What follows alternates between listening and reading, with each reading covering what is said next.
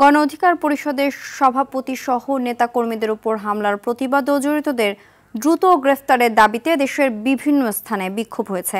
সিরাজগঞ্জে যমুনা সেতু অবরোধ ও বিক্ষোভ মিছিল করেছে গণ অধিকার পরিষদের নেতাকর্মীরা। এদিকে আইনশৃঙ্খলা বাহিনীর ন্যাক্কারজনক বর্বরোচিত হামলার প্রতিবাদে নড়াইলে বিক্ষোভ মিছিল ও সমাবেশ হয়েছে। ভৈরবের দুর্জয় মোড় থেকে স্থানীয় গণ অধিকার পরিষদের নেতাকর্মীরা বিক্ষোভ সমাবেশ করে। চট্টগ্রাম রাঙ্গামাটি মহাসড়ক অবরোধ করে রেখেছেন দলটির স্থানীয় নেতাকর্মীরা।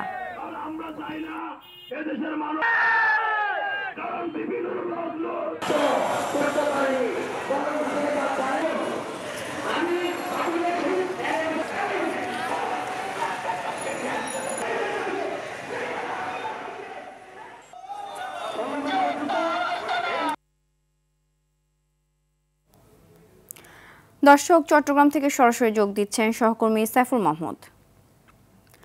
সাইফুল, অবরোধকারীরা কি বলছে জানাবেন?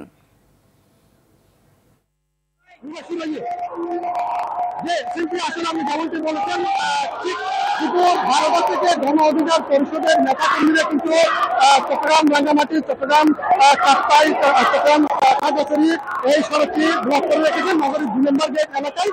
এই মুহূর্তে কিন্তু নেতাকর্মীরা কিন্তু মিছিল নিয়ে যাচ্ছেন বিভিন্ন যৌথ বাহিনীর যে হামলা হয়েছে নির্মূল করে সেটা কিন্তু তীব্র প্রতিরোধ তারা করেছেন এবং একই সাথে কিন্তু তারা দোষীদের শাস্তির দাবি করছেন।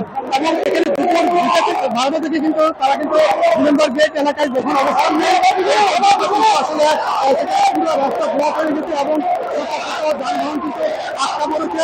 এবং এই মুহূর্তে কিন্তু তাদের একটাই দাবি কেন আসলে গণ অধিকার পরিষদের সভাপতির উপরে হামলা হয়েছে সেটা প্রতিবাদ করছে এবং তারা কিন্তু যারা হামলা করেছে তাদের দ্রুত আইনের আওতায় আনার জন্য তারা কিন্তু বারবার জানাচ্ছেন এবং তারা একটা বিষয় জানাচ্ছেন আসলে সেদিন কি ঘটেছিল এবং সিসিটিভি ফুটেজে আসলে যা দেখা দিয়েছে ক্যামেরা যা দেখা দিয়েছে আসলে সেগুলো বিশ্লেষণ কেন করা হচ্ছে না তারা সেই দাবি করছেন।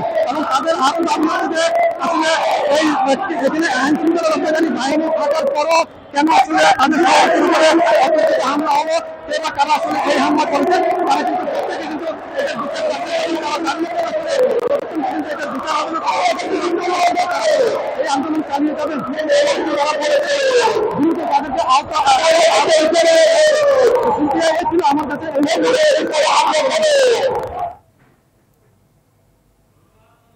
ধন্যবাদ।